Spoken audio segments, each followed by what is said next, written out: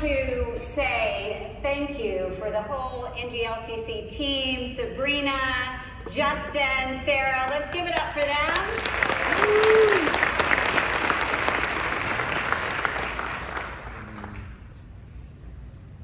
So, which leader are you? Are you the hero? Are you the octopus? Or are you the visionary CEO? And what if your company could be a team-led company that could actually not just run without you, but thrive without you there? How many of you business owners would like that? Anybody? Those of you that are working 100 hours a week? Well, over the next 15 minutes, I'm going to show you exactly how to do this. Does that sound good? All right. So everything I'm going to share with you is from our proprietary method called the Scale It Method.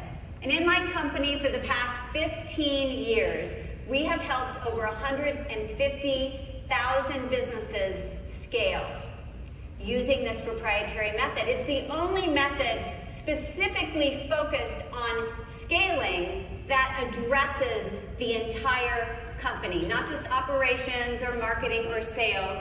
It's every single aspect of the business.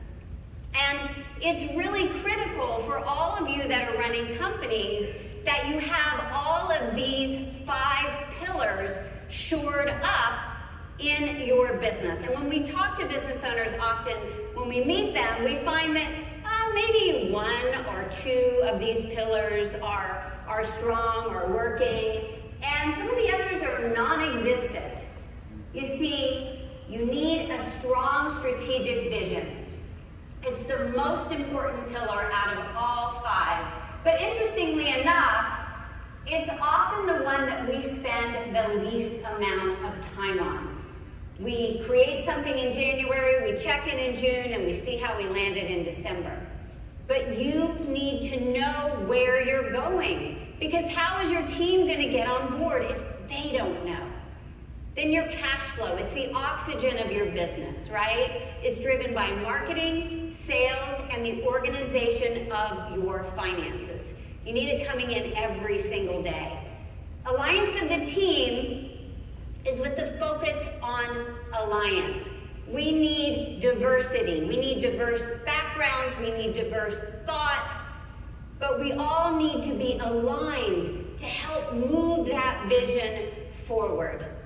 And then leadership. That's all about you. That's how you show up. It's how you raise the vibe of your team. It's how you think. It's how you show up on the good days and the challenging days. And execution is how everything rolls out. It's how you hold everybody accountable. It's your KPIs. It's how your strategic vision actually happens. Now, the reason that I'm so passionate about this is because you see millions of business owners. You're working so hard in your business. And what I find is that you get to a certain level, could be 5 years in, 10 years in, and you hit a ceiling in your growth. And you think, I'll just work harder. But the truth is you're already working 60, 80, 100 hours a week. There are no more hours. Can any of you relate to this? Raise your hand if you can relate to that, right? And then you think, I'll just focus more. And you might get some incremental growth with that strategy, but you're not getting the big leaps that you want. And this ends up affecting your health and your relationships. And I get it. I was there many years ago. My business imploded because I just couldn't carry it all. But once I figured out the formula to scale, I was able to build 9 more companies and help a lot of people and have them run without me. So this has become my mission. So what I'm going to share with you now are the 5 phases to scaling your company. Now I want you to pay attention to this because awareness is key. And what I find is that most companies have no idea where they are in the scaling process. And then what happens is that you can get stuck at a level for years and years, and it doesn't have to be this way. So, phase one, it's the startup. We call it the seeker. Now, most of you are beyond phase one. There's really no scaling happening here, although the startup is important, right? But everything's dependent on you. And so you've got to move to phase two, which we call the pioneer. Now, the pioneer, you're in the thick of your business, you're getting your hands dirty, you're out there on the plains, and you're getting more clear on your products and services. You're well into the six figures at this point, probably around 500K in revenue, and you're growing, so you start to build a small team, maybe an assistant, a marketing person. Hopefully you're not doing your own bookkeeping at this point. And so all that is good, but what happens is that you're so afraid to let go. Even though you have this small team, you feel like you got to have your eyes on everything. So you become what? What do you become? The bottleneck, which really means you're the control freak, right? So let's be honest here. For any of you that are afraid to let go, and I get it, it's the scariest thing you'll ever do in your business, right? We're afraid that things are gonna start slipping through the cracks, but actually what you're doing is you're choking the growth of your business. You've got to get out of the way. You've got to start thinking much bigger in your business. You've got to start thinking more strategically in growth instead of just chasing tactics. You've got to systemize, you've got to automate, and you've got to work on you. You've got to invest in you as the leader. If you want to grow by 40% in this next year, you personally need to grow by 60% to be able to carry that 40%, right? And that's exactly where Fran Dean Bishop was when she came to work with us. She'd been running her company for 20 years already, Aerobodies Inc. And she does health and wellness for corporations, and she was ready to throw in the towel.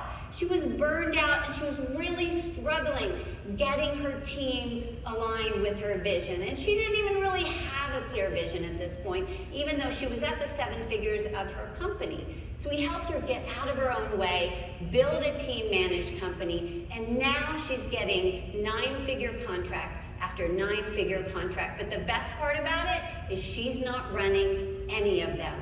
She's able to be the visionary CEO focused on the future. Now, moving on to phase three, your business is starting to grow. You're getting more people, which is good, right? But what happens here in the biggest fallback, and think about if this is something that you struggle with, you get people on the team, and you get all excited, you think they're gonna be the right one, and then you realize they're not. And the issue here is that you're often hiring people before you're clear on what success looks like for the role. And if you don't know what success looks like, if you don't know those KPIs, if you don't know those benchmarks, your team doesn't know those benchmarks. And then you have mismatched expectations. And then nobody wins. And you've got this revolving door, and then all of a sudden, you gotta jump back in, save the day. You gotta be the hero, right? And then you're on that hamster wheel that you never get off of. You think that it's got to be you that answers everybody's questions. And so you start to build this culture of chaos. It becomes your way of living. And this is why business owners often get stuck in phase three for decades and often die there. And that is why having this awareness now and understanding what it is to keep you from getting to that next level. So are you gonna be the hero to save the day? I know it feels good to give everybody the answers, right? But then they become dependent on you instead of being empowered and doing it on their own. Or the octopus that has to have their hands in every part of the business, right? You know what that's like. It becomes a way of life. And so we end up having, in phase three, you got people in the wrong roles, you're micromanaging, that's no fun. Nobody likes to be micromanaged. And your team, they want to make you happy, but they're not sure how to make you happy. And this is where you get burned out, right? Where you just have nothing left because you're giving so much. You've got to get out of your own way. You've got to think much bigger in your business, right? And you've got to shift from being a boss to being a leader. Instead of telling people what to do, I mean, do you guys like to be told what to do? No, I don't like to be told what to do. Ask my husband who's sitting out there. You got to shift into being a leader and empowering people into action, right? Because when they own it, they're going to take it and run with it. And instead of jumping in and giving the answers, you might say things like, well, what would you do in this scenario? Or what steps have you taken so far? Or why don't you put a plan together and present it to the team? And you get people thinking for themselves, because this is what they want. They want to be part of the vision. And this moves you into phase 4. And in phase 4, because you've been empowering your team, you start to see these leaders emerging. You know, those shining stars that start asking those important questions like, I wonder how we can improve the customer journey. Or, you know, I was up all night long. And for you business owners in the room, how would you like your team to come to you and say, I was up all night long and, you know, I was racking my brain on how to increase profits, right? So you don't have to be the rainmaker, the decision maker, and the everything maker. You have a team built on collaboration. They're building the team with you. It's not a top-down company or bottom-up. It's a horizontal company. And it's a beautiful thing because now your vision and your values are so entrenched in the business that you can start stepping back. And this is how my husband and I bought a home in Mexico. We lived there half the time, and we did it to get out of the way because our amazing team could take the business and run with it, and I can focus as the visionary CEO on where we're going. And when you do that, you just need to know those important North Star metrics of every single department in your company, that everyone is focused on those 2 main metrics. So you know how everyone is doing and if there needs to be a shift. Now, we have a full team-managed company at Pinnacle Global Network. We mentor CEOs around the world to grow and scale companies that change the world. And I'm proud to say many of our CEO mentors that work with our clients are here today. You guys